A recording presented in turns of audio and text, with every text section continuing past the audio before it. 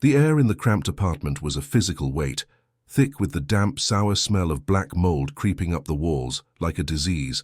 Leo sat at the wobbly kitchen table, his back a constant, screaming nerve from the accident that had shattered his career and his life.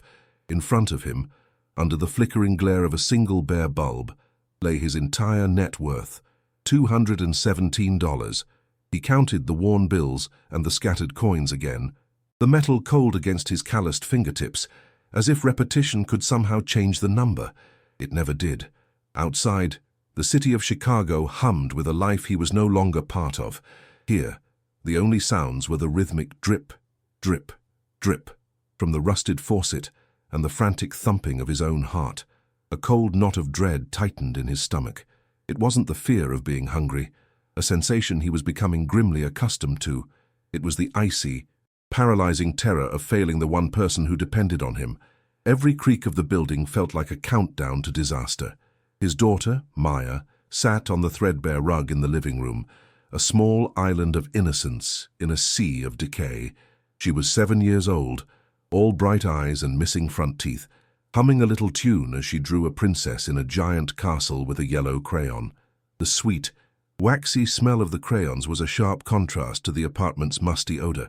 Leo watched her, and he felt his heart constrict with a love so fierce it was a physical pain. That little girl was his entire world. She never complained about the peeling paint, or the fact that her dinner was often just pasta with a little butter. She didn't understand the finality of the piece of paper tacked to their front door. For her, this was home.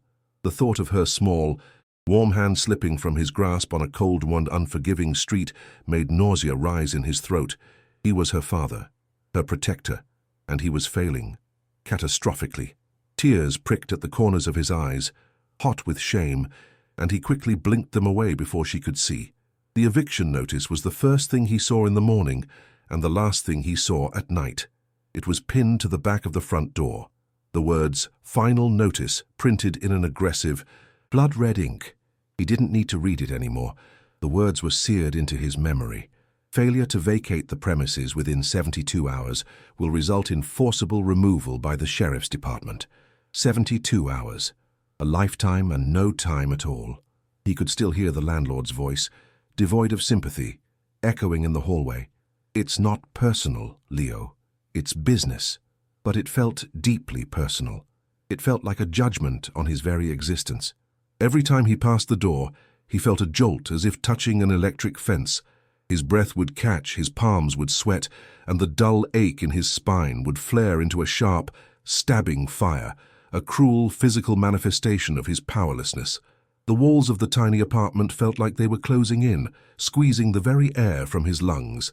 The disability checks were a bitter joke. They arrived once a month, a sum so meager it was consumed by rent and utilities before he could even think about anything else.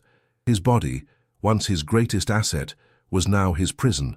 He had been a construction worker, a man who took pride in his strength, in raising steel skeletons against the sky. Now the simple act of bending down to tie Maya's shoes sent a jolt of agony up his spine. The doctors called it a chronic lumbar strain with nerve damage.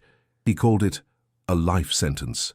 He'd learned to live with the constant, grinding pain, but he couldn't accept the humiliation, the shame of telling his daughter he couldn't afford a new coat, the gnawing emptiness in his stomach after he'd given her his portion of dinner, pretending he wasn't hungry. The scent of his neighbor's fried chicken wafting through the thin vents wasn't just a smell, it was an assault, a fragrant reminder of a normal life that was now utterly out of reach. That night, long after Maya's soft, even breathing filled the silence, Leo sat alone in the dark. The city lights painted faint, shifting patterns on the ceiling. A world away. The $217 on the table looked like Monopoly money, a useless token in a game he had already lost. He wasn't just at the bottom, he was beneath it, buried in a darkness so profound he couldn't see a way out. The raw panic, which he had kept at bay for weeks with a fragile wall of denial, finally broke through. It came in a cold, suffocating wave, clamping down on his chest. Homeless. The word echoed in the hollow space inside him. He saw it with horrifying clarity.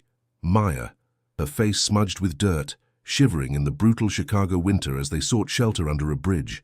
A single, hot tear tracked a path through the grime on his cheek and fell with a soft, pathetic splash on a worn $10 bill. He felt utterly broken. Hope was gone. There was nothing left. The frantic, desperate energy of the city night had been replaced by a quiet, gnawing dread. In the pre-dawn darkness of the apartment, illuminated only by the cold, blue glow of a cracked laptop screen, Leo felt the seconds ticking away like heartbeats. His own heart hammered against his ribs, a frantic drumbeat of anxiety. He scrolled through endless county websites, his fingers flying across the trackpad, the clicking sound a tiny, desperate prayer in the oppressive silence. He wasn't looking for a miracle, just a straw, anything to grasp onto. The search felt hopeless, a digital abyss filled with properties demanding deposits that were more than he had earned in a year. His back ached, a familiar, fiery protest, but he ignored it. The pain of his body was nothing compared to the terror coiling in his gut. He was running out of time. The city outside was a monster, waiting to swallow him and Maya whole, and he had to find an escape. He stumbled upon it by accident, a link buried deep within a government surplus page, a county tax auction. It was a fool's errand, a place for developers and investors, not for men like him. He scrolled past parcels of land, foreclosed homes, all starting at prices that were astronomical to him. Then he saw it, a single listing in a place he'd never heard of, Blackwood Creek. The description was sparse, the photos grainy and small, a small wood frame house nestled amongst tall trees, but the number next to it made his breath catch in his throat. Starting bid, $100. He felt a jolt, a flicker of impossible electricity through his exhausted body. He clicked, enlarging the images. They were cleverly angled, shot in the soft light of dusk, hiding the floors in shadow. It was presented not as a ruin, but as a fixer-upper, with rustic charm. The lie was a beautiful one, and Leo, starved for any sliver of hope, devoured it. $100. He'd already spent a portion of his meager savings on 2 one-way bus tickets, a desperate act of faith before he even had a destination. The $100 bid would take almost everything else he had left. He looked away from the screen, his gaze falling on the doorway to the tiny bedroom. He could hear Maya's soft, even breathing, a sound that was both his reason for living and the source of his paralyzing fear. This was an insane gamble. $100 for a pile of rotten wood, or $100 for a few more days of food before the inevitable end on the street. His hand trembled as it hovered over the trackpad. The cursor blinked over the Place Bid button. Blink, blink, a digital heartbeat counting down the seconds to the auction's close. He felt the crushing weight of fatherhood, of survival, pressing down on him, forcing a choice between 2 different kinds of oblivion. He clicked. The screen refreshed, the text stark against the white background.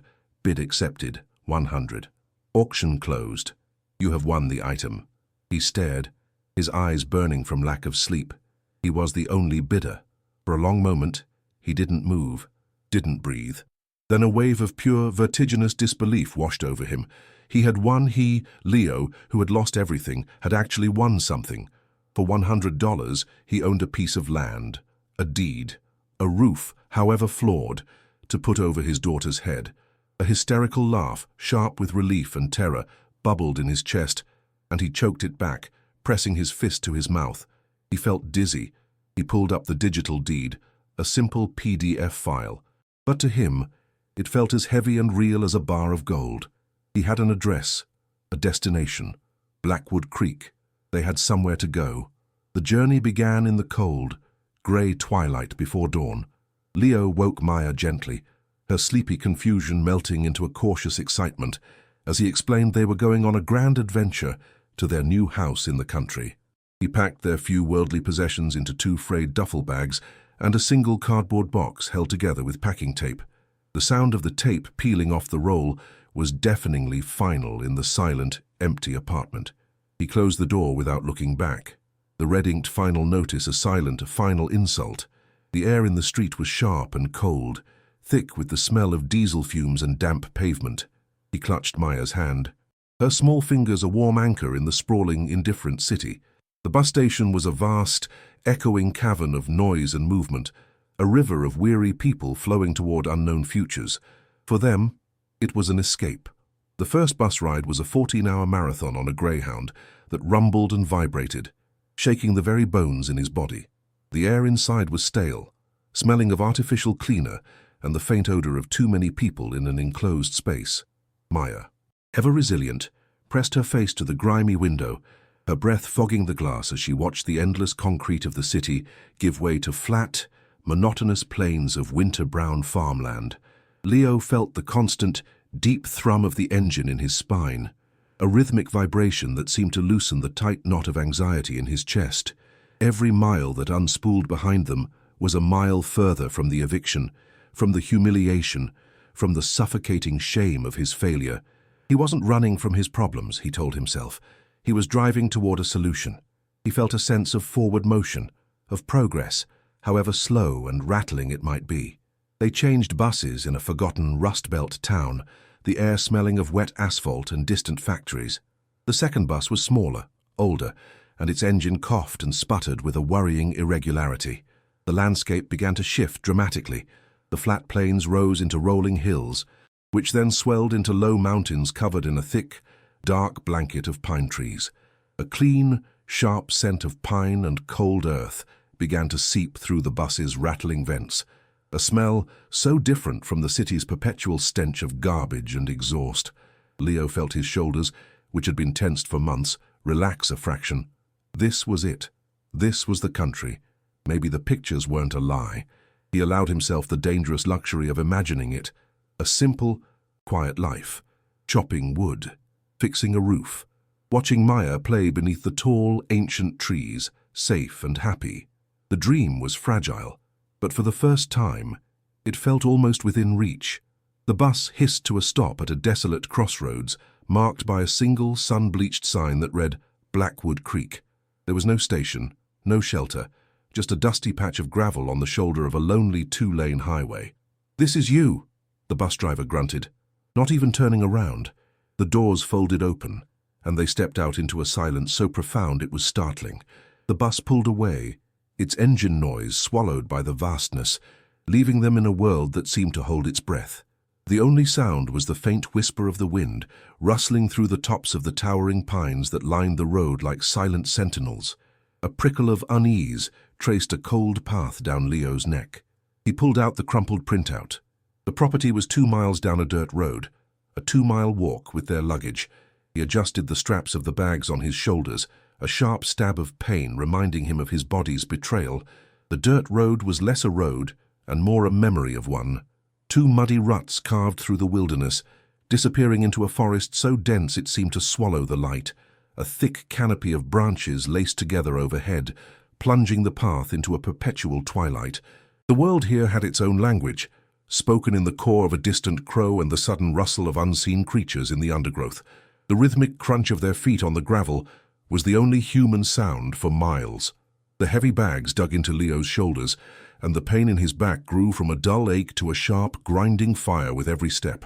Maya, whose initial excitement had long since evaporated, trudged silently beside him, her small hand clutching his. "Are we almost there, Daddy?" she asked, her voice small and thin in the vast quiet. "Almost there, sweetie," he lied, the lie tasting like ash in his mouth. The isolation no longer felt peaceful, it felt menacing. After a walk that stretched into an eternity, the oppressive trees finally thinned, and they stumbled into a clearing, and there it was. Leo stopped dead, and he felt the ground drop out from under him. The reality was a physical blow, a punch to the gut that knocked the air from his lungs. It wasn't a house, it was a corpse. A skeleton picked clean by time and neglect. The cleverly angled online photos had been a cruel, masterful lie.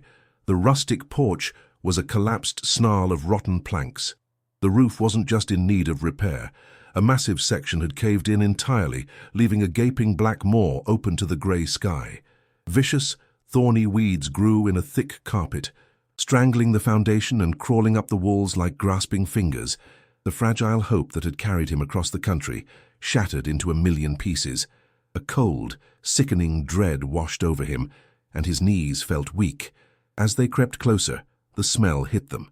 It was a physical presence, a thick, gagging stench of decay, the cloying sweetness of rot, of wood turned to damp pulp, mingled with the sharp, acrid odor of animal waste and a century of abandonment.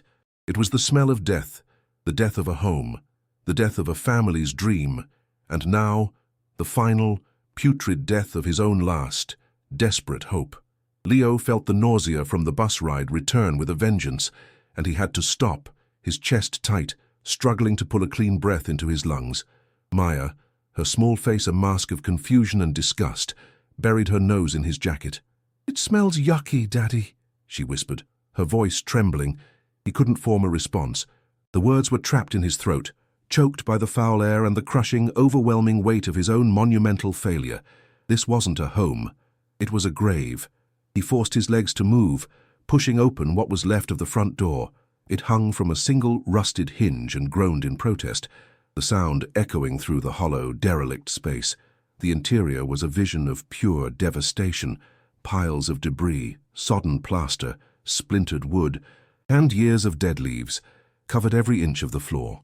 Dark water stains snaked across the remaining walls like grotesque maps of decay.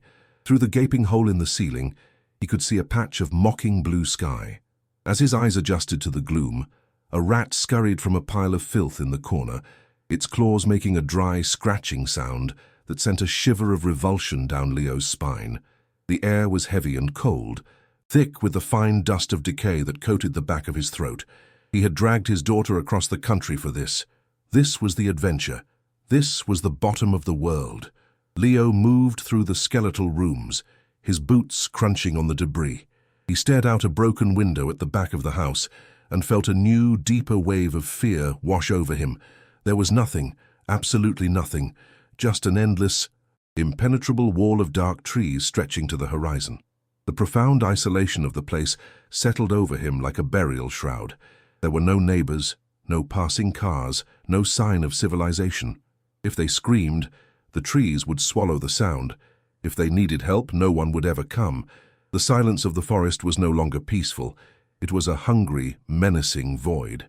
He had traded a tiny, moldy apartment for a collapsing, foul-smelling tomb in the middle of a hostile wilderness.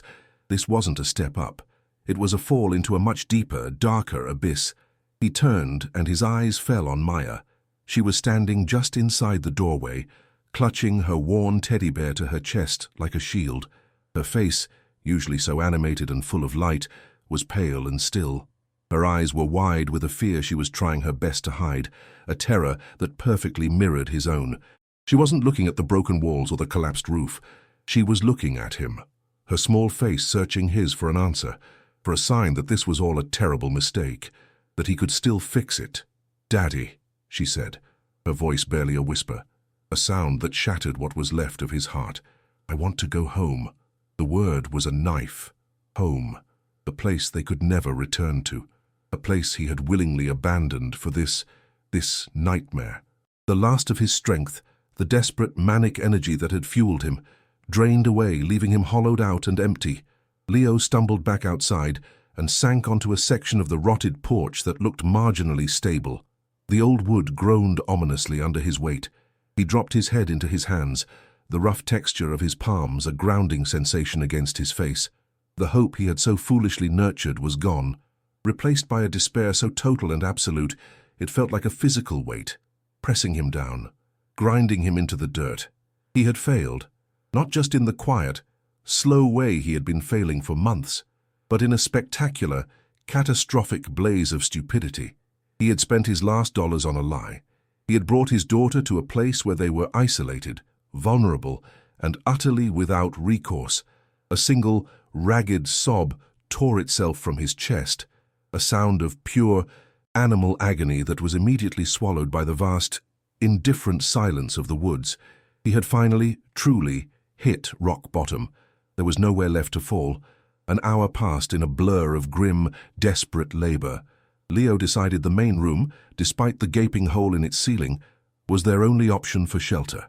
He had to clear a space, any space, safe from the splintered wood and rusted nails that littered the floor like landmines. The work was agonizing. Each piece of debris he lifted sent a white-hot spear of pain through his spine, but he gritted his teeth and pushed on, fueled by a bleak, animalistic survival instinct. The sounds filled the hollow silence, the sharp crack of a rotting floorboard under his boot, the grating scrape of heavy or waterlogged timber being dragged across the floor, the soft, wet slap of sodden plaster as he tossed it into a growing pile in the corner. The air, already thick with the smell of decay, was now choked with the fine, acrid dust of ruin, a powder that coated his tongue and burned in the back of his throat. He worked until sweat dripped from his brow, stinging his eyes, each movement a testament to his utter desperation. There was no thought, only motion. The sheer scale of the destruction was overwhelming. It wasn't just a mess, it was a wound. Every broken beam felt like a shattered bone of the house's skeleton. He found a bird's nest in a pile of what used to be a wall, a small, perfect construction of twigs and mud that seemed to mock the surrounding chaos. He felt a pang of something, a strange kinship with the tiny, absent architect who had tried to build a home here. He worked with a frantic energy, his body screaming in protest. The damp cold of the place had seeped into his bones, and a tremor ran through his hands that had nothing to do with the exertion. He could feel Maya's eyes on him, a silent, weighty presence. He was trying to build a fortress for her out of wreckage, a pathetic attempt to prove he hadn't led them to the end of the world. The hope he had felt on the bus now seemed like a cruel delusion, a phantom limb that ached with an unrealized future. This was their reality now. Dust, rot, and the crushing silence of the wilderness. Maya didn't try to help. She had found the one spot in the entire room that seemed remotely safe, a small patch of floor near the great stone fireplace that was, miraculously, clear of debris. She sat there on her coat, her knees drawn up to her chest, her teddy bear held in a tight, protective grip. She was quiet, her usual childish chatter silenced by the oppressive atmosphere of the house. Her eyes, wide and dark in the gloom, followed his every movement. She was a small, vibrant splash of color in a monochrome world of gray decay. Leo hated that he had brought her here, that her first memory of their new home would be this smell of damp earth and the sight of her father wrestling with the ghosts of a collapsed building. He tried to give her a reassuring smile, but it felt like a grimace, a cracking mask of paternal strength he could no longer maintain. Her silence was more damning than any accusation. It was the silence of lost faith, and it was a sound louder than any crashing timber. Suddenly, her small voice cut through the noise of his work, startlingly clear. "Daddy," she said, her voice not much more than a whisper. "What's that?" Leo paused, a heavy piece of splintered wood in his hands, and turned toward her. His first thought was that she'd seen another rat. He felt a surge of protective fear. "What is it, sweetie? Where?" She didn't look scared. She looked curious. She hadn't moved, but her small hand was outstretched, a single finger pointing toward the fireplace. "Up there," she said, "on the shelf." Leo followed her gaze. Above the dark, cavernous opening of the hearth was a thick, heavy mantelpiece, carved from a single, massive piece of dark wood. It was the one thing in the entire room that seemed untouched by the decay, a solid, defiant line against the chaos. It was covered in a thick blanket of dust and cobwebs, but it was whole, and sitting directly in its center was a small, dark object that he hadn't noticed before. It was small, upright, and utterly out of place. He let the piece of wood fall to the floor with a loud clatter that echoed in the ruined space. His back screamed in protest as he straightened up, his eyes fixed on the object Maya had spotted. He walked over, his boots crunching on plaster and dried leaves. The fireplace was immense, built from large, rough-hewn river stones, blackened with a century of soot. The air around it was noticeably colder, a pocket of still, ancient air. The mantelpiece was at eye level, a testament to the craftsmanship of a bygone era. It was solid oak, and despite the grime, he could see the faint lines of intricate carvings along its edge, vines and leaves, now rendered almost invisible by time. Why had this one piece survived? The roof above it was intact, a small island of structural integrity that had shielded this single spot from the elements that had devoured the rest of the home. It felt intentional, as if the house itself had chosen to preserve this one small altar against the ravages of time and neglect. Reaching the fireplace, he looked at the object. It was a photograph in a frame, so coated in grime and dust that the image was completely obscured. The frame itself was made of some kind of metal, now a dull, tarnished gray. It stood alone, a solitary sentinel in the vast landscape of decay.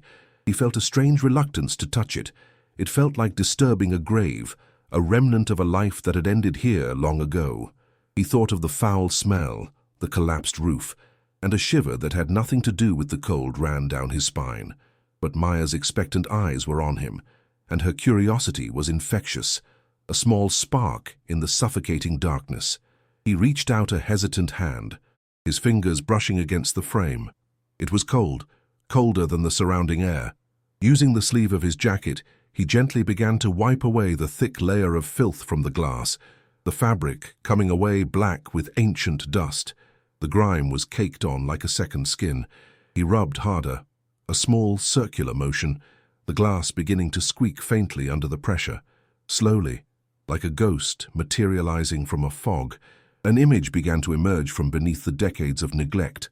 First, a shape, then colors, faded and sepia-toned. It was a photograph of a person, a child, a little boy, standing stiffly and proudly, a serious expression on his face. He was dressed in what looked like a small buttoned-up jacket. Behind him, clear and unmistakable, was the front of a house. This house, but it wasn't a ruin. It was new, with fresh white paint, a solid porch, and glass glinting in the windows. It was a glimpse into a time when this place was not a tomb, but a home, full of life and promise. A profound sadness washed over Leo, a sorrow for the lost history of this place. He felt like an intruder, a grave robber looking upon a sacred memory. He wiped the last of the grime from the child's face, and then the world stopped. The sounds of the house, the wind outside, the ache in his back, it all vanished, replaced by a deafening, roaring silence in his ears. His blood ran cold. He felt a dizzying wave of vertigo, as if the rotten floor had finally given way beneath him. It wasn't just any boy. He knew that face.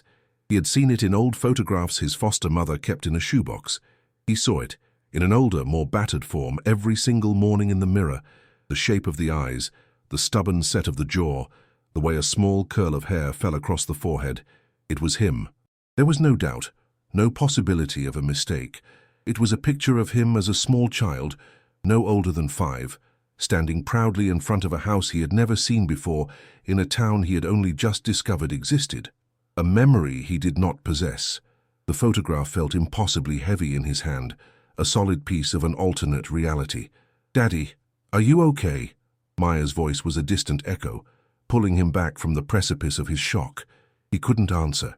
He just stared at the impossible image, his mind struggling to process what his eyes were seeing. A cold sweat broke out across his forehead. How could this be? His childhood was a patchwork of foster homes in and around Chicago. He had no memory before the age of 5, a blank slate his caseworkers had attributed to early childhood trauma. He had been told his parents died in a car crash, a simple, tragic, and unquestioned story that had defined the first half of his life.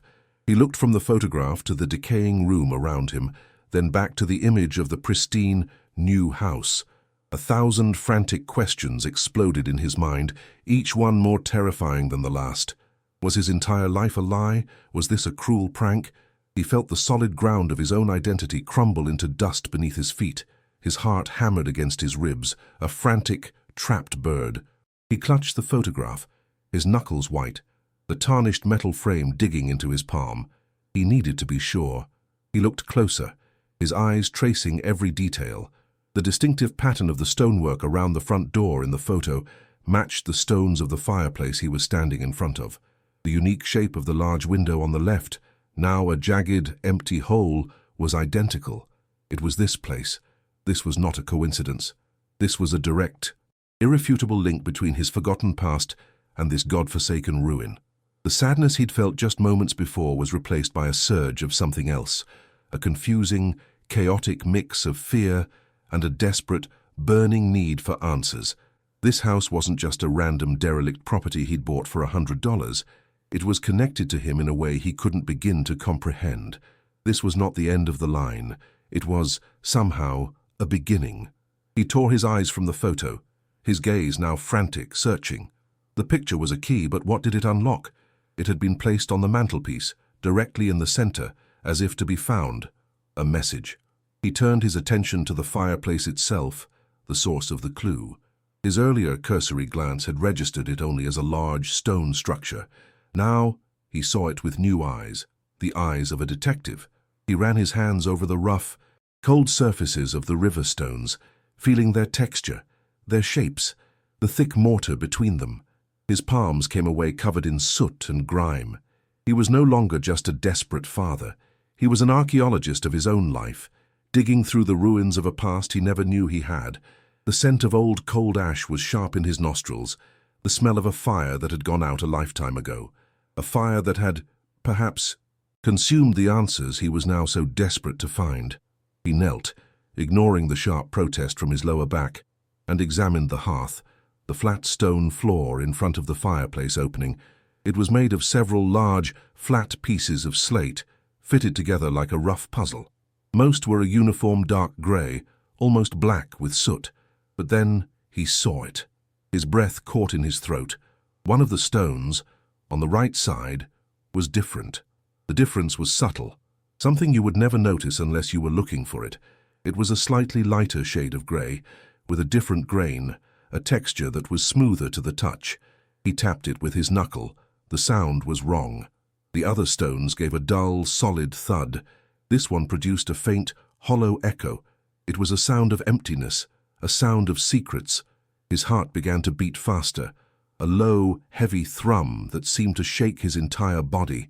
Something was under there. He was sure of it. He needed leverage, a tool.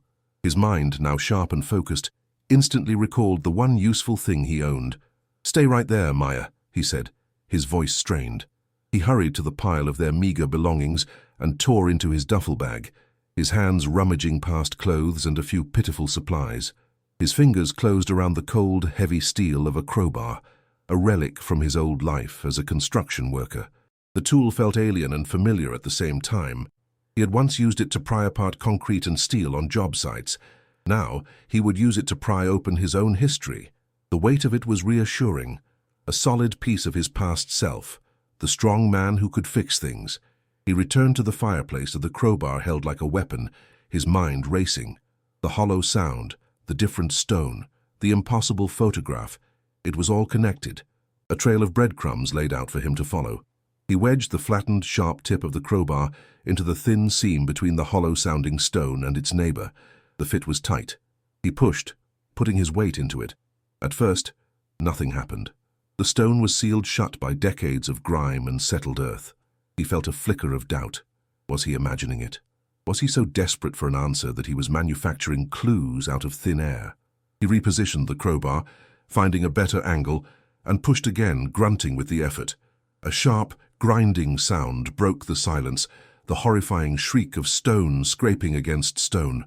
A spiderweb of cracks appeared in the old mortar. He felt a surge of adrenaline. It was moving. He pushed harder, his muscles straining, the pain in his back flaring into a raging fire. He ignored it. The physical pain was nothing compared to the gnawing agony of not knowing who he was. With a final, jarring groan, the stone gave way. It didn't just lift, it pivoted on an unseen hinge of earth and time, one edge rising up to reveal a dark, black square of absolute nothingness beneath the floor. A puff of air, cold and smelling of damp soil and something else, something metallic and old, wafted up from the opening. A breath from a buried tomb. The cavity was about 2 feet square, a perfectly carved-out hollow in the earth beneath the hearth. Leo stared into the darkness, his breath coming in ragged gasps, his body trembling from exertion and shock. Maya crept closer, her fear momentarily forgotten, replaced by a child's wide-eyed wonder at the secret place her father had just revealed. "What is it, Daddy?" she whispered, her voice full of awe. "I don't know, sweetie," he breathed, his own voice hoarse with a dizzying mix of terror and exhilaration. He had just broken into his own past. He needed light. The gloom of the room was too thick to penetrate the darkness in the hole. He fumbled in his pocket for his cheap plastic lighter, the one he kept for emergencies. The small flint wheel sparked, and a tiny, flickering flame sprang to life, casting dancing, distorted shadows across the room. He carefully lowered the lighter into the opening. The flame illuminated the space, revealing the damp-packed earth of the walls and a floor about a foot down. And there, sitting in the center of the hollow, was a small, metal box. It was not what he had expected. There was no gleam of gold, no pile of jewels. It was a simple tin box, like one a worker might have used for a lunch pail decades ago, but it was scorched, one side blackened and slightly warped, as if it had survived a terrible fire. The sight of the burn mark sent another jolt of ice through his veins.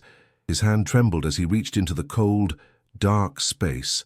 The air inside was frigid, and his fingers brushed against what felt like a thick, sticky cobweb before closing around the box. It was heavier than it looked. He lifted it out, his heart pounding a frantic rhythm against his ribs. He set it on the floor beside him and extinguished the lighter, plunging the room back into its natural gloom. He ran his fingers over the box's surface. It was cold and rough. The scorch marks were deep, the metal underneath bubbled and distorted. It had been through an intense heat. The latch was rusted shut, a small metal clasp fused by time and corrosion. Whatever was in this box, someone had wanted to protect it, and it seemed someone else had wanted to destroy it. He took a deep breath, the dusty air filling his lungs, and prepared to find out which side had won. Using the tip of the crowbar, he carefully worked it under the lip of the rusted latch. He didn't want to damage the contents. He applied gentle pressure, then a little more.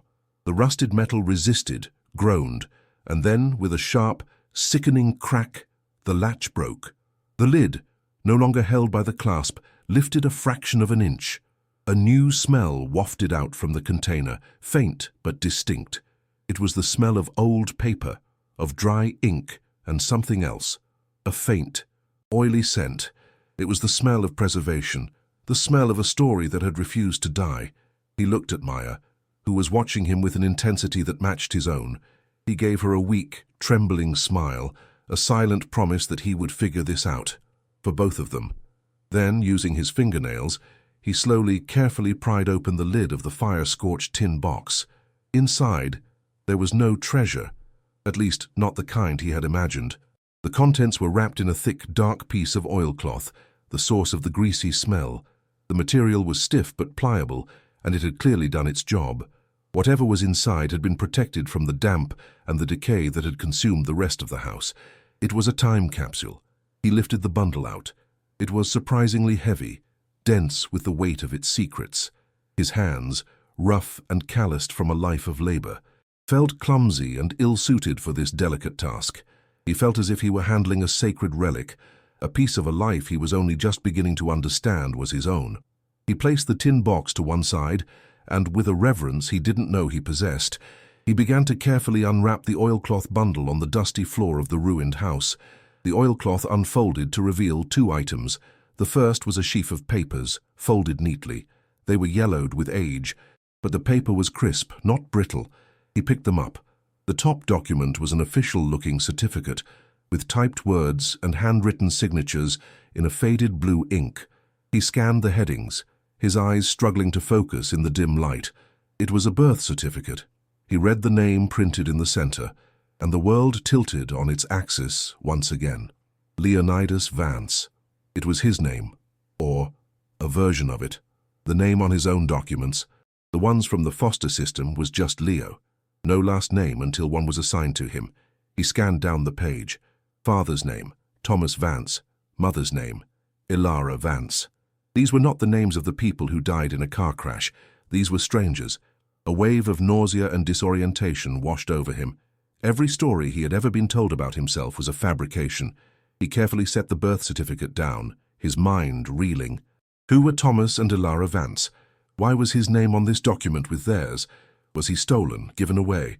The questions were a swarm of angry hornets in his head.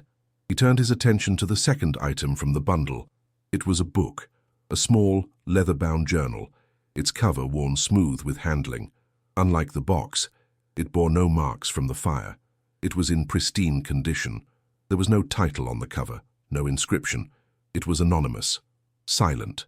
He felt a powerful, almost electric connection to it, a sense that this small object held the central truth to the entire mystery. The leather was cool and smooth beneath his trembling fingers. It felt ancient and deeply personal.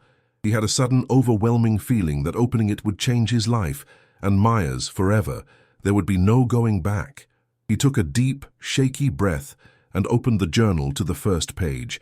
The pages were made of thick, creamy paper, filled with lines of elegant byes, flowing script written in black ink. The handwriting was neat, but there was an urgency to it, as if the writer were trying to get the words down before they were lost. On the top of the first page, in the same beautiful script, were a few simple words: "The Journal of Ilara Vance," his mother's name. He stared at it, the two words burning themselves into his brain. Ilara Vance, a name that should have been his anchor, his origin, but was instead a mystery. This was her voice, her thoughts, preserved in ink and paper, hidden in a scorched box under the floor of a ruined house. This was the story. A cold, profound sense of destiny washed over him. He hadn't found this house by accident. He had been led here. He was home, with Maya now sleeping soundly on his jacket, her small chest rising and falling in a peaceful rhythm. Leo opened the journal. The scent that rose from the pages was complex and evocative. The dry, almost sweet smell of old paper, the faint, sharp tang of iron gall ink, and the subtle, lingering aroma of the woman who had held it last. He felt a profound sense of trespassing, of reading a soul laid bare. He touched the first page, his calloused finger tracing the elegant script. "My dearest Leonidas." The first entry began: "You are sleeping in your cradle as I write this. Your father, Thomas, is developing photographs in his darkroom. The acrid smell of chemicals a familiar perfume in our home. I hope one day you read this and know how much you were loved, how we fought for you, how we fought for this place, this beautiful, wild forest that is your birthright." Leo's heart ached with a sudden, overwhelming love for this ghost, this mother he'd never known. He felt a tear slide down his cheek, a drop of salt on a 30-year-old page. He read on, his eyes devouring the words, his mind painting a picture of a life he had been cheated out of. Ilara's entries were a mix of tender maternal observations and sharp, investigative journalism. She wrote about the strange, yellow smoke she saw rising from the valley, the unusual number of controlled burns that seemed to happen just before a new logging route was cleared. She described the way the creek water, once clear, had started to run cloudy with silt. "Thomas says I'm a worrier," and she wrote, "but my instincts scream that something is wrong. There is a sickness in these woods, a greed that is poisoning the land." Leo could feel her anxiety seeping through the page, a cold dread that mirrored his own. He looked out the broken window at the dark, silent trees. They weren't just trees. They were a crime scene, a 30-year-old crime scene that he had unknowingly returned to. The air in the room felt heavy, thick with the weight of her long-held fears, and his own were just beginning. The name appeared a few pages later, a cancer in the text, Caldwell. The first mention was innocuous, a passing reference to the wealthy owner of the regional timber company. But soon, the name became a shadow looming over every entry.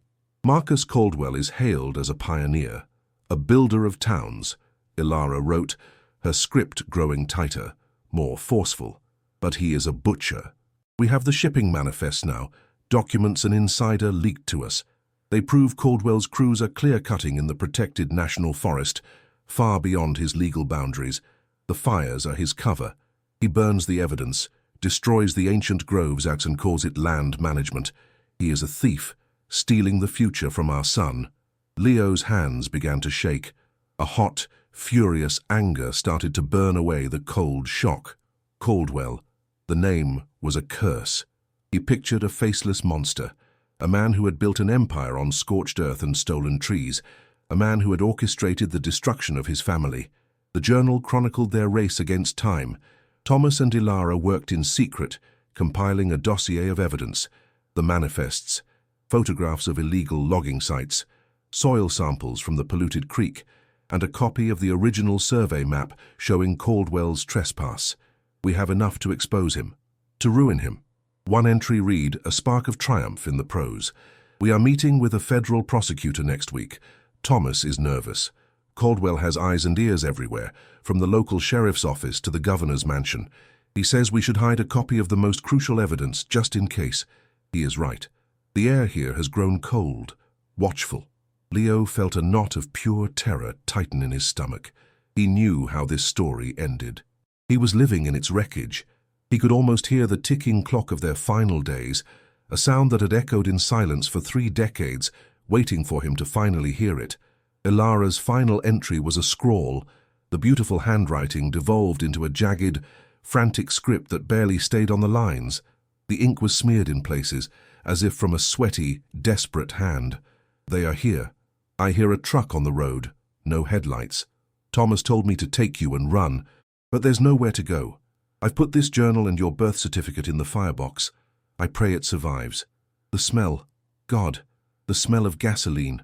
Oh, my sweet Leonidas, my beautiful boy. Live. Just live."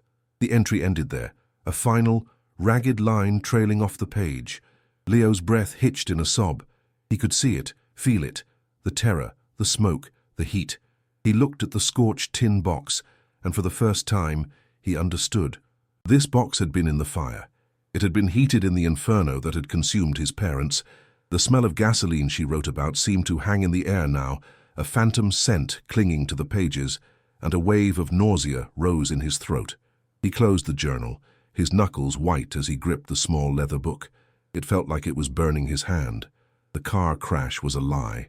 The story of his life was a lie, a carefully constructed fiction to hide a monstrous truth. His parents hadn't died. They had been murdered, executed, burned alive to protect a rich man's secrets, and he had survived.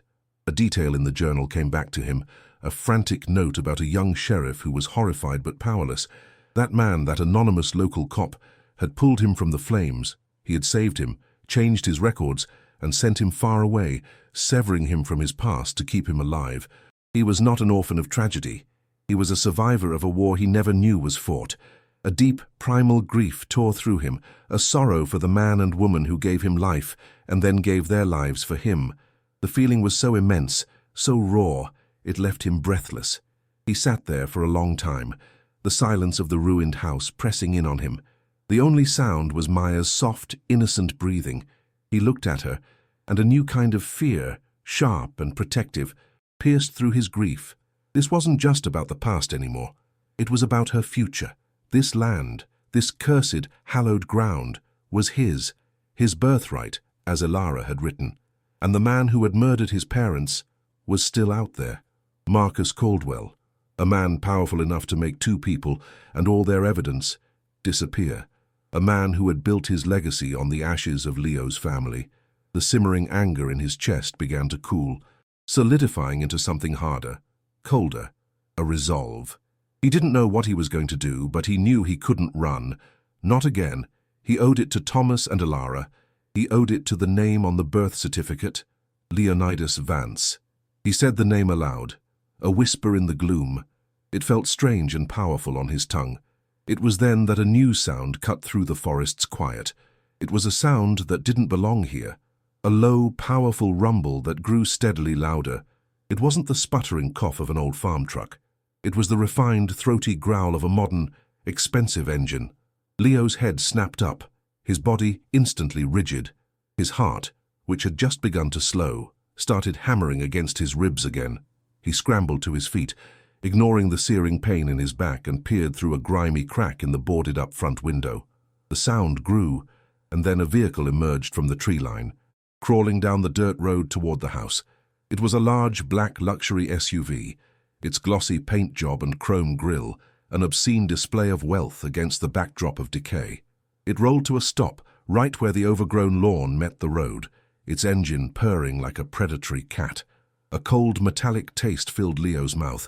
He knew, with absolute certainty, who was here. The driver's side door opened with a soft, expensive-sounding click. A man stepped out. He was tall and lean, probably in his early 70s, but he moved with the straight-backed confidence of a much younger man. He wore a tailored cashmere coat over a crisp suit, clothes that cost more than Leo had ever made in a single year. His hair was a perfect, thick mane of silver, and his face was tan and lined, but his posture radiated power and an absolute lack of fear. He stood for a moment, his gaze sweeping over the ruined house, his expression a mixture of distaste and annoyance, like a king surveying a blighted corner of his kingdom. He didn't look at the house with sadness or pity. He looked at it like it was a problem, a loose thread he had come to snip. This was Marcus Caldwell. The faceless monster from the journal had a name, and now it had a face, and he was standing 30 yards from Leo and his daughter. Leo's first instinct was to hide, to grab Maya and retreat into the darkest corner of the collapsing structure. His blood ran cold with a primal fear. This man was a killer. He had destroyed his family. But then he felt the hard leather of the journal, still clutched in his hand. He heard his mother's voice in his mind. Live. He wasn't a child anymore. He was a father. He had to protect his own child now. He quickly, gently, scooped the sleeping Maya into his arms. Her small body was a warm, trusting weight against his chest. He carried her to the back room, the most structurally sound part of the house, and laid her down on a pile of his clothes, far from the front door. "I'll be right back, sweetie," he whispered, his voice hoarse. He tucked the journal and the birth certificate inside his jacket, the papers a thin shield against his heart. Then he took a deep breath, straightened his shoulders, and walked back to the main room to face the ghost who had haunted his life. Caldwell didn't bother coming to the door. He stood by his vehicle, waiting, as if he expected to be approached. Leo pushed open the groaning front door and stepped out onto the rotted porch, the wood creaking ominously under his weight. The man's eyes, a pale, cold blue, snapped to him. They were the eyes of a hawk, missing nothing, a flicker of something. Surprise? Recognition passed through them for a fraction of a second before being replaced by a mask of bored authority. "You must be the new owner," Caldwell said, his voice smooth and cultured, with no trace of a rural accent. It was the voice of boardrooms and private clubs. "Quite a piece of property you've bought. I was surprised when the sale notice crossed my desk. I'd assumed this place had returned to the earth years ago." He spoke as if he were discussing a minor clerical error, not a place where two people had been burned alive. The casualness of it made Leo's stomach clench. "I'm Leo," he said, his voice rougher than he intended. He didn't offer a last name. He watched as Caldwell's eyes did a quick, dismissive sweep of his worn clothes, his exhausted face. In that single glance, Leo felt himself being categorized and dismissed, a nobody, a piece of transient trash who had stumbled onto a piece of forgotten land. The assessment was so clear, so insulting, it stoked the fire of his anger. "Marcus Caldwell," the man said, extending a hand that he clearly didn't expect Leo to shake across the distance. "My family has owned most of the land in this region for generations. I feel a certain responsibility for what happens here." The word responsibility hung in the air, a grotesque perversion of the truth. He was responsible, but not in the way he meant. He was responsible for the rot, the ruin, the graves. Leo just stared, his hands clenched into fists at his sides, saying nothing. Caldwell let his hand drop, a small, tight smile playing on his lips. It didn't reach his cold eyes. "Look," he said, changing his tone to one of magnanimous generosity. "I'll be blunt. This place is a hazard. The structure is unstable, the well is likely contaminated, and the whole property is a fire trap waiting to happen. I have a sentimental attachment to this valley, and frankly I don't want the liability of some vagrant getting himself killed on my doorstep." He walked to the back of his SUV and opened the hatch. He pulled out a sleek leather briefcase, opened it, and turned back toward Leo. It was full of cash, stacks of $100 bills neatly bundled. "I am prepared to offer you $50,000, cash, for the deed. You walk away, and you can give your family a real start somewhere else, somewhere safe." The money was a physical shock, a breathtaking sum that could solve every problem Leo had in the world, except for one. The offer hung in the cold air between them, a glittering, seductive trap. $50,000. It was a new life, a safe apartment for Maya, food on the table, a chance to get proper medical care for his back. It was an escape from the crushing weight of poverty that had been suffocating him for years. All he had to do was sign a piece of paper, turn his back on this ruin, and forget everything he had just learned. He could take the money and pretend the journal didn't exist, pretend his parents had died in a car crash. He could let the ghosts of this place rest. But as he looked at Caldwell's cold and expectant face, he knew it wasn't an act of generosity. It was a payoff. It was the price of his silence, the price of his history, the price of his soul. He felt the weight of Elara's journal against his chest, a silent, powerful counterweight to the stacks of cash in the briefcase. Caldwell saw the hesitation in his eyes, and his face hardened, the mask of the benevolent patriarch slipping. "It's a very generous offer, Leo. More than this dump is worth," he said, his voice losing its smooth edge, taking on a harder, colder tone. He gestured toward the collapsing house. "A place like this, it's dangerous. Old structures have a way of settling. Fires can start from a stray spark. Tragic accidents happen all the time, especially when there are children involved." The threat was no longer veiled. It was a blade laid bare. He was explicitly connecting the house, the fire, and Maya. It was the same tactic he had used 30 years ago. He was threatening to finish the job his men had started. Leo felt a chill that had nothing to do with the wind. The $50,000 wasn't an offer. It was an ultimatum. What would you do in Leo's place? Take the money that could give your child a new life, or refuse, and declare war on a man who had already murdered your family and was threatening to do it again. The offer dissolved into the cold air, leaving behind the poison of Caldwell's final words. The rumble of the luxury SUV faded down the dirt road, a retreating growl that promised to return with teeth. Leo stood motionless on the rotting porch, the $50,000 a phantom weight in his mind. It was the price of his child's safety, the cost of his own soul. For a dizzying second, the lure of it was immense, a siren song of warmth and food and security. He could take Maya and disappear, leaving the ghosts and the truth buried under the ashes of the past.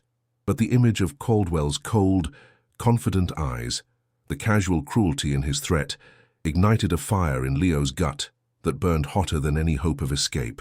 The anger was a pure, clarifying force.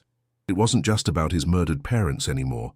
It was about the man who stood there, ready to murder again, to erase a child's future, to protect his stained legacy. The choice was no longer a choice. It was a declaration of war. He clutched the journal inside his jacket, its worn leather a talisman against the encroaching darkness. This was his land, this was his story, and he would not sell it. A rustle in the trees to his left made him spin around, his body tensing, his heart leaping into his throat. He expected to see Caldwell's men, a premature return to finish the job. Instead, a figure emerged slowly from the dense shadows of the pines, stepping into the dimming light of the clearing with a quiet hesitation.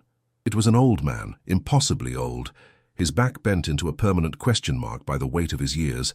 He wore worn flannel and denim, clothes that seemed as much a part of the forest as the bark on the trees. His face was a road map of wrinkles, a testament to a long life lived under the sun and sorrow. He leaned heavily on a gnarled walking stick, and his eyes, pale and watery, were fixed on Leo with an unnerving, heartbreaking intensity. He took a few shuffling steps forward, his boots making almost no sound on the carpet of pine needles. A ghost materializing from the woods, Leo's hand instinctively went to the crowbar still lying on the porch, his fear shifting from the wealthy predator to this unknown, spectral visitor. He was a stranger, but he looked at Leo as if he'd known him his entire life. The old man stopped about 20 feet away, his breathing a faint, ragged whistle in the profound silence. He didn't seem threatening, merely ancient and weary, as if the act of walking from the tree line had taken all his energy. He lifted a trembling hand, not in greeting, but as if to shield his eyes, though the sun was already setting. "Thomas!"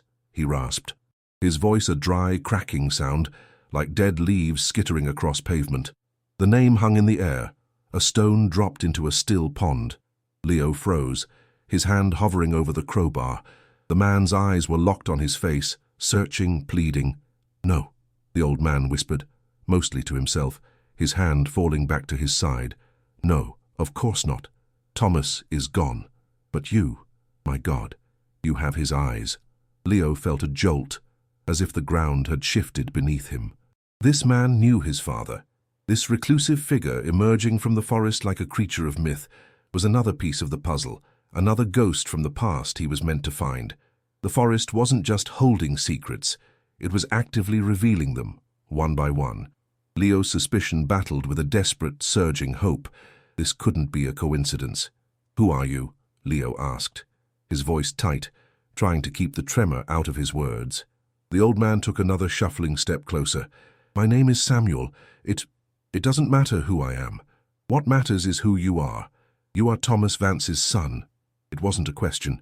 It was a statement of fact, spoken with the certainty of a man who had waited 30 years to say those words. The confirmation, coming from a stranger's lips, was a physical blow. It made it real in a way the journal and the photograph hadn't. Leo's carefully constructed defenses crumbled.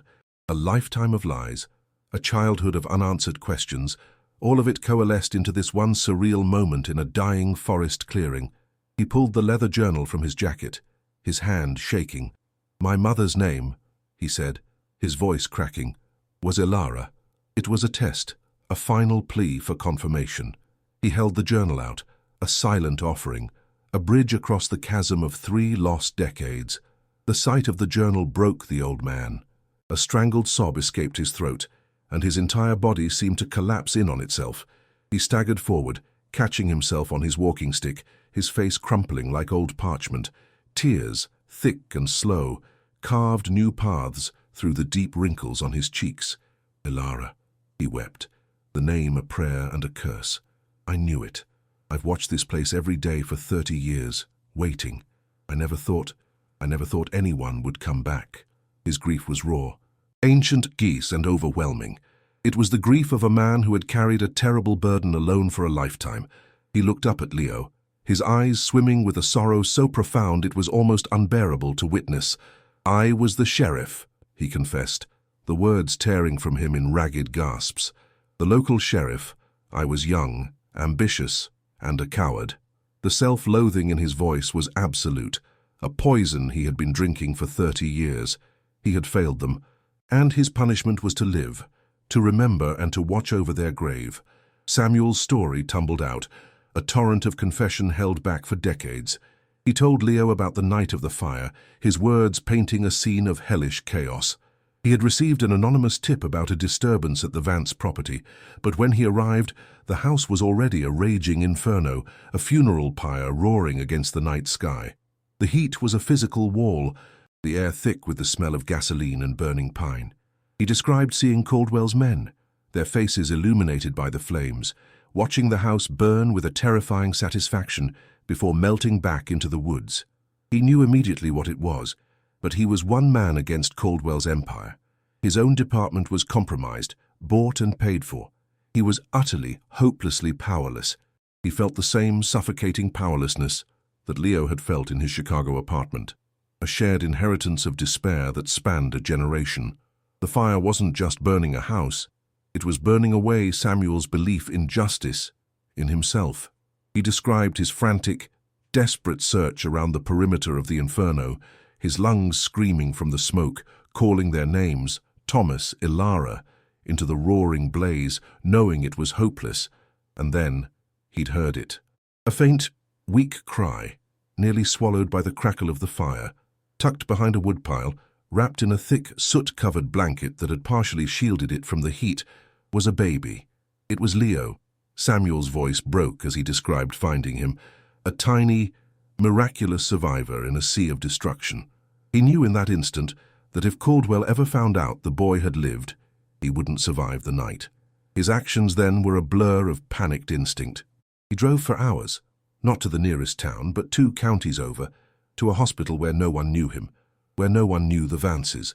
He left the baby there with a fabricated story, a note about a car crash, erasing Leonidas Vance from existence to give Leo a chance to live. It was the only act of courage in a life he now defined by its cowardice.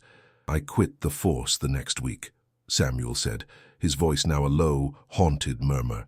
"I couldn't wear the badge. It felt like a brand of shame. I bought this small piece of land down the road and I watched this house rot. I told myself I was its keeper, a guardian of their memory, but I was just a ghost, haunting the scene of my own failure." He looked at Leo, his eyes pleading for an absolution Leo didn't know how to give. The depth of the old man's guilt was staggering. He had saved Leo's life, an act of incredible bravery under the circumstances, yet he saw himself only as a failure for not being able to save his parents, for not bringing their killer to justice. He had condemned himself to a life of lonely penance, his hermitage a self-imposed prison cell within sight of the crime. He had become a living monument to the injustice, as silent and weathered as the stones of the ruined fireplace. The weight of his vigil had hollowed him out, leaving only regret and the ghost of the young, idealistic lawman he had once been. Caldwell thinks he destroyed everything, Samuel continued, a new, harder edge to his voice. He was thorough. The fire, the cover-up, he buried it all. But your father was a careful man. He was smarter than all of us. Samuel paused, his gaze distant, lost in a 30-year-old memory. The day before the fire, Thomas came to see me. He was scared. He knew they were close to being exposed.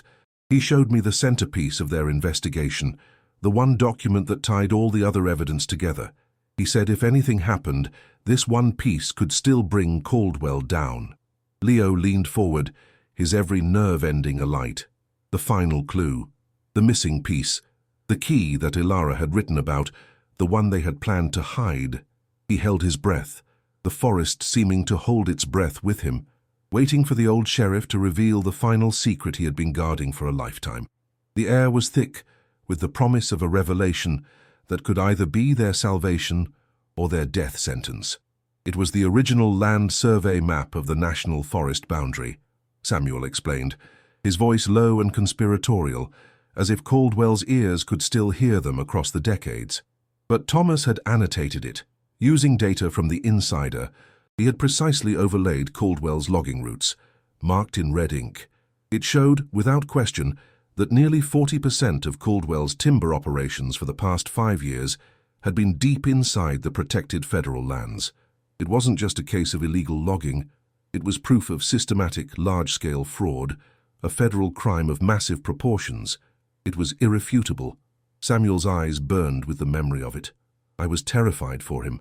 I told him to give it to me, to let me hide it. He refused. He didn't trust anyone in the department, but he let me make a copy, a simple photocopy, on my own dime, at a little shop in the next town over. The simple, mundane act of making a photocopy had become an act of historical preservation, a rebellion in miniature against a powerful tyrant. I never told him I did it, Samuel confessed. After the fire, after I left you at the hospital, I came back here. I almost burned it. I was so scared. Caldwell has a long reach, but I couldn't. It felt like burning their bodies all over again. It was the last piece of them, the last piece of the truth. He looked away from Leo, toward a small, barely visible cabin nestled deep in the trees about a mile down the road. I've kept it hidden all this time, 30 years, wrapped in plastic, inside an old ammunition can, buried under the floorboards of my cabin. A single map, a piece of paper that had been waiting in the dark, just as Leo had been waiting in the dark, ignorant of his own story. The two halves of a single truth, separated by time and tragedy, finally about to be reunited. The revelation sent a surge of adrenaline through Leo, a dizzying mix of fear and wild and unbridled hope. They had it. They had the proof. They had the weapon. Samuel didn't wait for a response. He turned and, with a new, determined energy that seemed to defy his age, he began shuffling back toward the woods. "Wait here," he commanded, his voice no longer that of a broken old man, but of the sheriff he once was. "Don't move. Don't make a sound. He'll be back. He won't let this go, not after seeing your face." The warning sent a fresh wave of ice through Leo's veins. He watched Samuel disappear into the deepening shadows, his bent form swallowed by the wilderness. Leo was alone again, but he was no longer just a victim. He was the keeper of a journal, the subject of a photograph, and the heir to a map that could destroy a king. He hurried back inside the ruined house, his heart hammering. He found Maya awake, her eyes wide with fear from the strange voices. "It's okay, sweetie," he whispered, pulling her into a tight embrace. "We have a friend, an old friend of the family."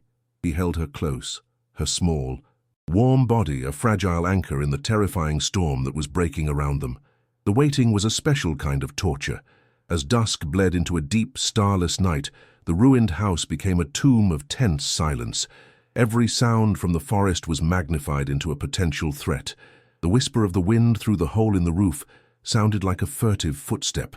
The sudden hoot of an owl was a startling, nerve-shredding cry in the dark. The house itself seemed to groan around them, the settling of old rotten wood sounding like the cocking of a gun. Leo sat with his back against the cold stone of the fireplace. Maya curled in his lap, a light blanket wrapped around her. She had finally fallen into a fitful sleep, her small face creased with worry even in her dreams. He felt the steady, rapid beat of his own heart, a frantic drum counting down the seconds to an unknown violence. He held his daughter, smelling the faint, sweet scent of her hair, and a fierce, primal wave of protectiveness washed over him. He would not let this man take anything else from him. He would die here before he let anyone harm her. Samuel returned as silently as he had left, a wraith emerging from the oppressive darkness. He was carrying two things, a long, heavy object wrapped in an oilcloth blanket and a rolled-up tube of stiff paper, which he held with the reverence of a priest carrying a sacred text. He knelt beside Leo, the joints in his knees cracking loudly in the silence. First, he unwrapped the long object. It was an old hunting rifle, the wood of its stock worn smooth with age, the blued steel of its barrel gleaming dully in the faint moonlight that filtered through the broken ceiling. "Just in case," Samuel murmured, laying it on the floor beside him. Then he carefully unrolled the paper tube. It was the map. Even in the gloom, Leo could see the bold black lines of the national forest boundary and the angry red web of Caldwell's illegal roads spreading through it like a cancer. It was more than a map. It was a confession. It was the truth, rendered in ink. "This, and your mother's journal," Samuel whispered, "is enough. It's more than enough." They didn't speak after that. There was nothing left to say. They simply sat in the cold, dusty darkness, 3 generations of the same tragedy, waiting for the inevitable. Samuel sat cross-legged, the rifle resting across his lap, his old eyes scanning the black squares of the broken windows, his senses attuned to the language of the night forest. Leo held Maya, his mind a whirlwind of fear and fury. He thought of his mother's last, frantic words, the smell of gasoline she had described. He imagined her terror, her desperation to save him, and felt a kinship with her so powerful it was a physical ache in his chest. He was now in her place, a parent trying to shield his child from a monster. He looked at the map, then at the journal tucked safely in the tin box beside him. These weren't just pieces of evidence. They were his inheritance. They were the voices of his parents, crying out for a justice that was 30 years overdue. He would be their voice now. He would not fail them. The silence stretched, taut and fragile, ready to snap at any moment. Then it came. It wasn't a sound. It was a smell, faint at first, then stronger, a sharp, cloying, chemical sweetness that cut through the natural scents of pine and damp earth.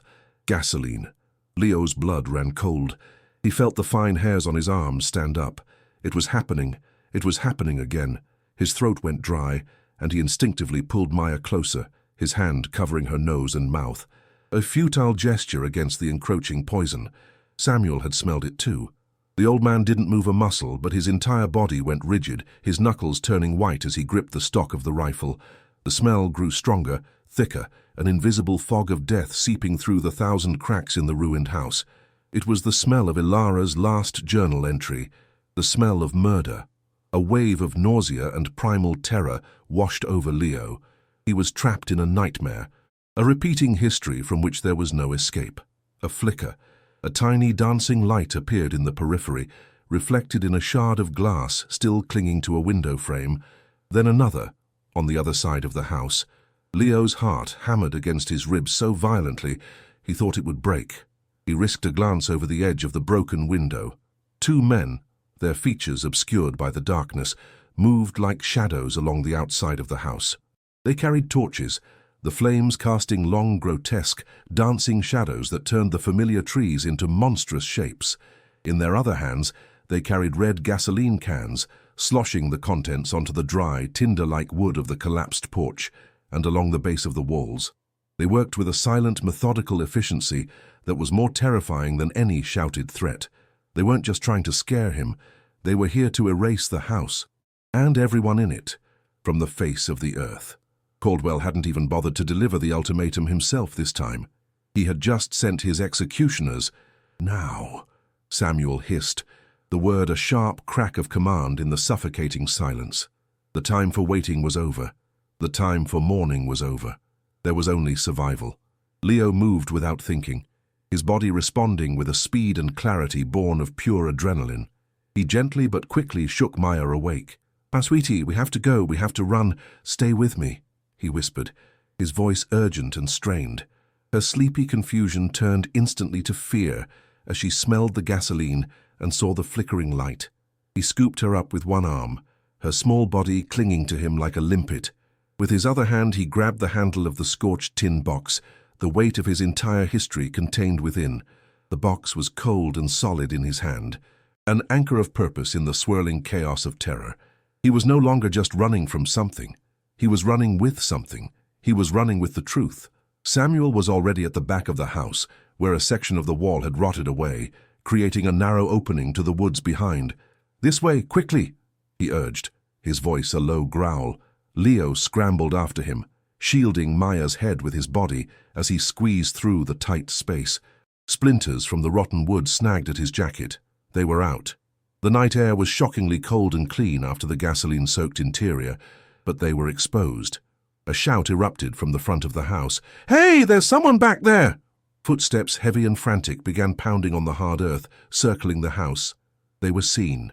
A beam of a powerful flashlight cut through the darkness, sweeping across the trees, hunting for them. There was nowhere to hide. They were caught between the woods and the men, between the fire and the hunters. A paralyzing fear seized Leo, rooting him to the spot. A deafening crack exploded next to Leo's ear, making him cry out and stumble. Samuel had raised the rifle and fired a single shot into the air, not at the men but above them. The report was cataclysmic in the silent valley, a clap of thunder that echoed off the distant hills. It was a sound of defiance, a sound of war. "It won't hold them for long," Samuel yelled over the ringing in Leo's ears. "Run!" The gunshot had its intended effect. The footsteps faltered. The flashlight beam wavered as the men ducked for cover, startled and confused. It was the only opening they would get. Samuel grabbed Leo's arm, his grip surprisingly strong, and pulled him toward a nearly invisible trail leading deeper into the pitch-black woods. "My truck is this way. Go! Go now!" Adrenaline surged through Leo, breaking the paralysis of fear. He ran. He ran blindly into the darkness, crashing through undergrowth, branches whipping his face, his daughter held tight to his chest, the cold metal box banging against his leg. Behind them, a monstrous sound erupted, a great whoosh of ignited air, and the night sky turned a sudden, violent orange. The fire had caught. A wave of heat washed over them even from 100 yards away. Leo risked a glance over his shoulder, and what he saw stole his breath. The entire house, the ruin that had been his home for less than a day, was engulfed in a roaring column of flame. It wasn't just burning, it was exploding. The gasoline-soaked wood consumed in a single, voracious instant. The fire climbed the tall pines surrounding the clearing, turning the place of his birth and rebirth into a raging inferno. It was a mirror of the past, a second funeral pyre 30 years after the first. This time, however, the fire wasn't consuming the truth, it was illuminating their escape. They plunged deeper into the woods, the sound of the roaring fire and the enraged shouts of Caldwell's men fading behind them, swallowed by the vast, dark and protective wilderness. Samuel's old truck rattled and groaned, a symphony of protesting metal that was the sweetest sound Leo had ever heard. The roar of the fire faded behind them, replaced by the rhythmic drumming of the tires on the cold, empty highway. The sharp, acrid smell of smoke clung to their clothes and hair, a ghostly reminder of the inferno they had narrowly escaped. Maya was asleep in his lap, her small body finally succumbing to exhaustion, while Leo clutched the fire-scorched tin box on the seat beside him. It felt impossibly heavy, filled with the weight of 30 years of silence. Samuel drove with a grim, focused determination, his gnarled hands steady on the wheel. They weren't heading to the nearest town. They were driving through the long, dark night, 200 miles toward the state capital. Each mile that unspooled behind them was a mile further from Caldwell's reach, a mile closer to a justice Leo was starting to believe might actually exist. The air in the cab was thick with unspoken fear and the cold resolve of men with nothing left to lose. They arrived in the capital as the sun cast its first cold, grey light on the imposing granite facade of the federal courthouse. The building radiated a clean, intimidating power, a world away from the rot and decay they had left behind. Leo felt a tremor of doubt. He and Samuel, reeking of wood smoke and clad in worn, dirty clothes, were ghosts from another world. about to knock on the door of the living. Samuel, however, walked with a straightness to his spine Leo hadn't seen before. He led them through the echoing marble halls to the offices of the U.S. Attorney. "I knew her father," Samuel explained in a low whisper. "A good man, I pray she's the same."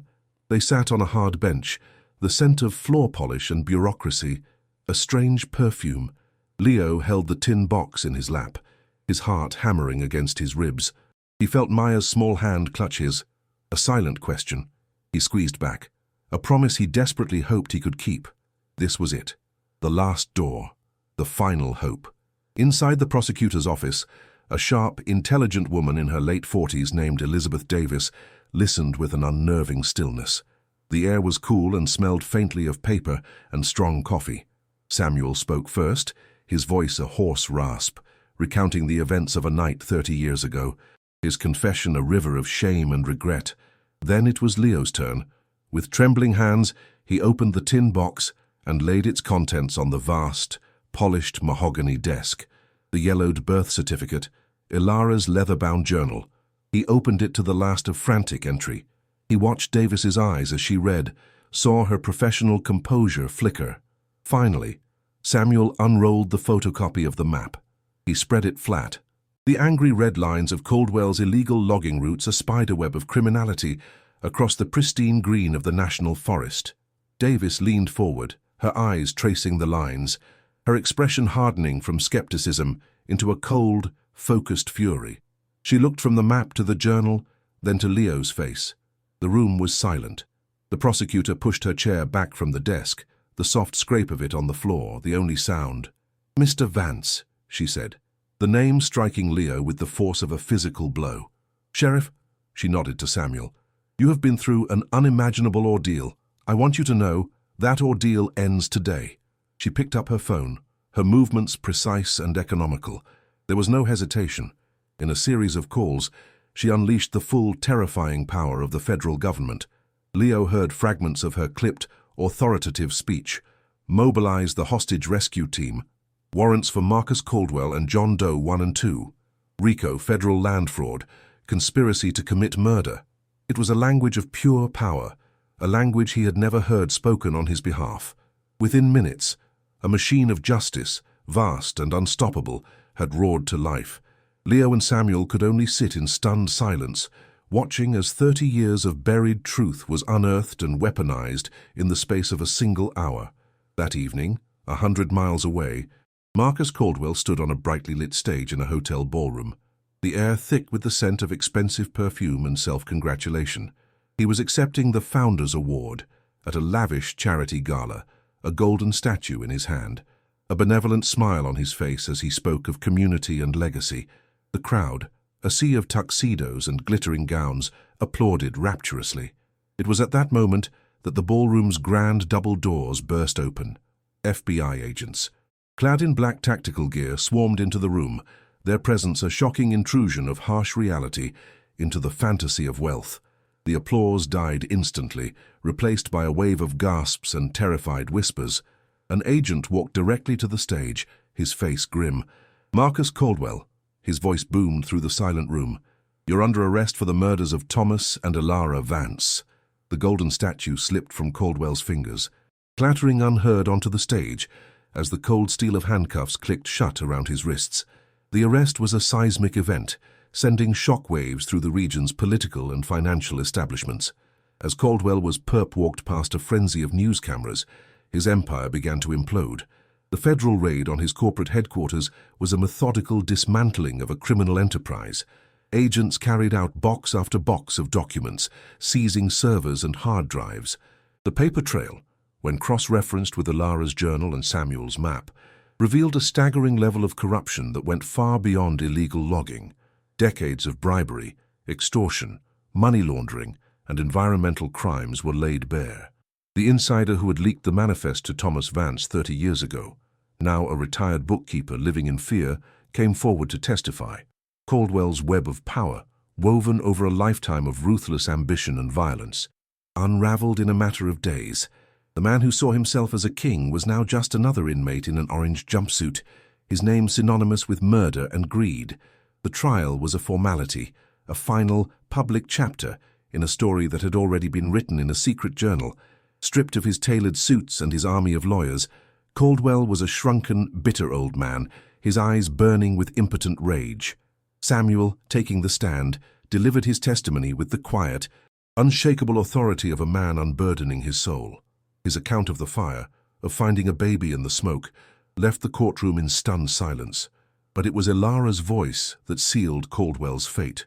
The prosecutor read excerpts from her journal, her elegant words echoing across the decades, a voice from the grave crying out for justice. When the annotated map was displayed on a large screen, a cartographic confession of greed, the jury needed little convincing.